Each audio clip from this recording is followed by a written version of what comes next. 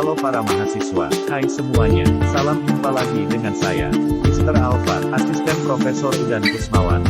Kali ini saya ditemani oleh asisten lain, Miss Kinanti. Halo para mahasiswa, salam kenal dengan saya Miss Kinanti. Oke, ingatlah para mahasiswa, agar proses belajar Anda bermakna, silakan mencatat poin-poin penting. Selama paparan materi berlangsung, selamat menyimak.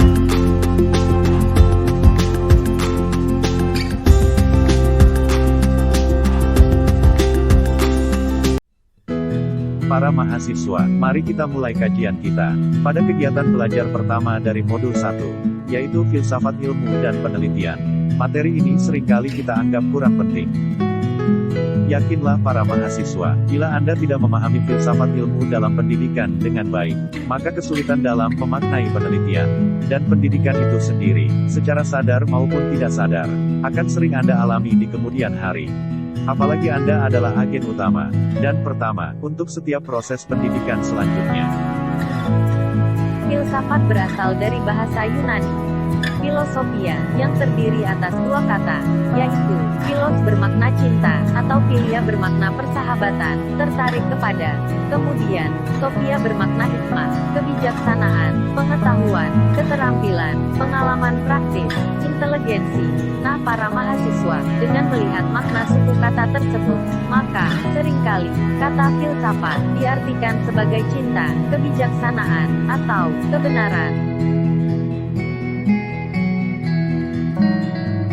Berikut adalah sejarah perkembangan filsafat. Anda bisa menemukan penjelasan terkait diagram yang tertayang ini pada modul Anda, mulai halaman 1.6 sampai 1.8.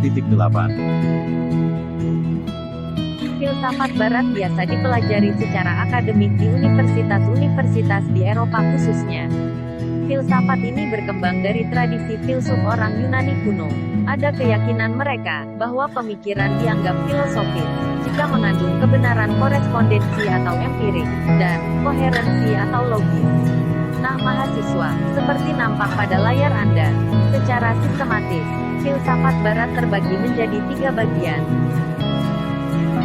Selanjutnya Anda penting mengingat siapa saja tokoh filsafat Barat ini. Anda temukan nama-nama tokoh tersebut pada modul Anda, pada halaman 1.9.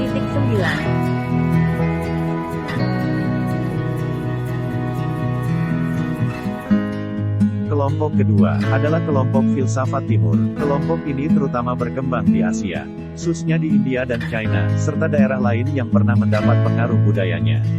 Para mahasiswa, seringkali, pemikiran filsafat timur ini, dianggap tidak rasional, tidak sistematis, dan tidak kritis. Nah mahasiswa, Anda juga perlu mengetahui, siapa saja tokoh filsafat timur ini.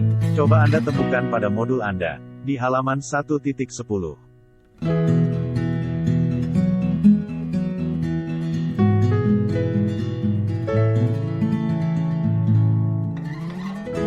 Kelompok ketiga adalah kelompok filsuf Islam. Para mahasiswa, para ahli mengatakan bahwa para filsuf Islam ini sering disebut sebagai ahli waris dari tradisi filsafat Yunani. Sebagaimana Anda simak pada layar Anda, ada 2 pendapat yang membahas apa saja sumbangan peradaban Islam terhadap filsafat dan pengetahuan.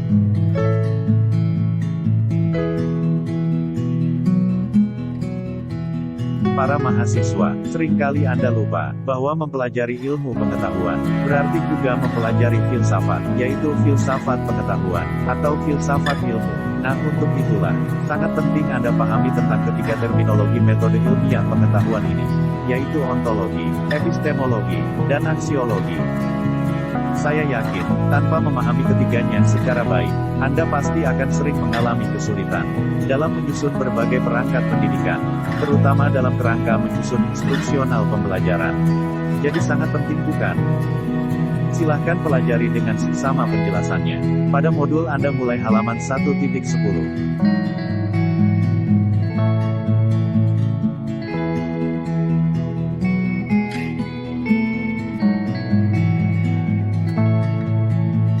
Para mahasiswa, pada bagian akhir dari kegiatan belajar 1 ini, Anda akan mulai mengenal istilah-istilah penting dalam metodologi penelitian. yaitu metode ilmiah.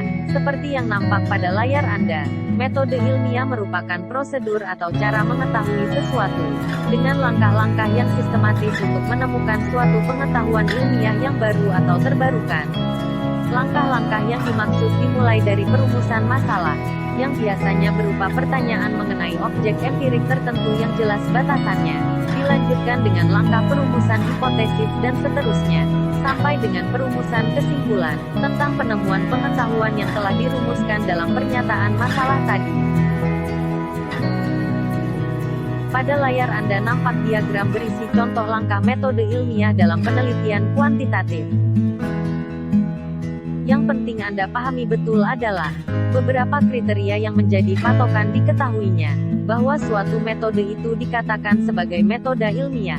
Silahkan Anda pelajari pada modul Anda, mulai halaman 1.18.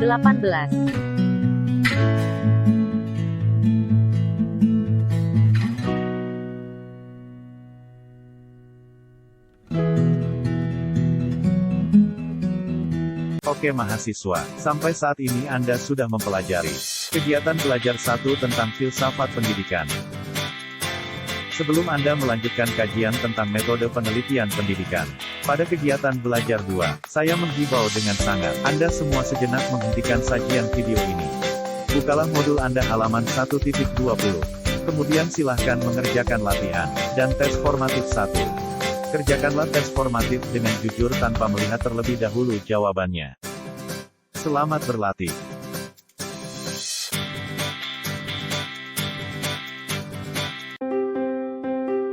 Halo mahasiswa, jumpa kembali dengan kami, Mr. Alfat dan Miss Kinanti.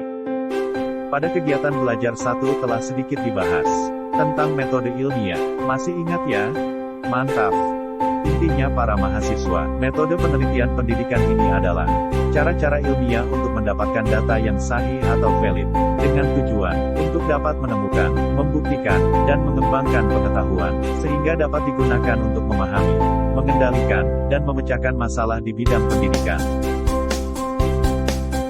Para mahasiswa, sejenak kita membahas tentang pendidikan itu sendiri ya. Secara umum pendidikan memiliki 4 komponen, yaitu proses, output, dan outcome. Penting Anda pahami keempat komponen pendidikan ini. Bukalah modul Anda pada halaman 1.22, untuk mendapatkan paparan rinci tentang keempat komponen tersebut. Oke mahasiswa, kembali ke konteks penelitian. Seperti tertayang pada layar Anda, kegiatan dan program penelitian dapat dikelompokkan menurut bidang penelitian, menurut tujuannya, dan menurut metode yang digunakannya. Anda pelajari rincian penjelasan ketiga kelompok tersebut pada modul Anda, mulai halaman 1.25. Para mahasiswa yang budiman, berbagai paradigma penelitian yang baru saja Anda pelajari telah melahirkan berbagai objek dan subjek penelitian. Creswell tahun 2009 telah menggambarkan bagaimana relasi terjadi antara paradigma, strategi, dan metode penelitian. Nah, bagi Anda para mahasiswa, cukup mengetahui dengan jelas bagaimana para pakar sepakat tentang 3 kelompok penelitian, yaitu penelitian kuantitatif, penelitian kualitatif, dan penelitian campuran keduanya. Saya yakin, di telinga Anda sudah sering terdengar, paling tidak kedua istilah kuantitatif dan kualitatif bukan? Oke, simaklah tayangan berikut.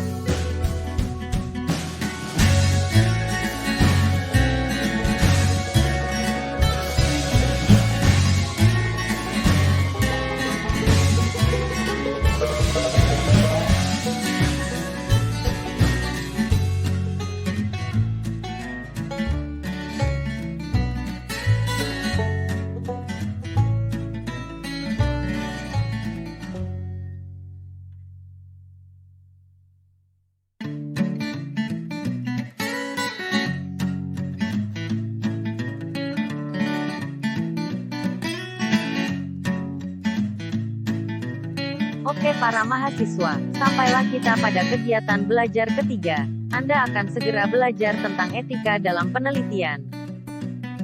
Namun sebelum itu, seperti biasa, kami sangat menganjurkan bahwa Anda dapat berlatih dan mengevaluasi diri pemahaman Anda terhadap materi pada kegiatan belajar 2. Lakukanlah latihan dan tes formatif dengan jujur, agar Anda mampu mengukur diri Anda sendiri sejauh mana Anda sudah memahami materi tentang metode penelitian pada kegiatan belajar.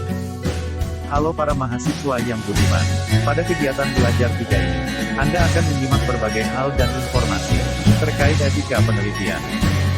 Pada prinsipnya para mahasiswa, dengan mengetahui dan menaati etika penelitian ini, adalah agar Anda sebagai peneliti, terutama saat Anda melakukan penelitian tugas akhir program, penelitian Anda dapat berjalan dengan baik dan tidak melanggar berbagai hal, juga tidak merugikan siapapun selama proses penelitian Anda lakukan, yang menyebabkan hasil Anda kemungkinan dapat diragukan oleh publik. Baiklah para mahasiswa, selamat menyimak.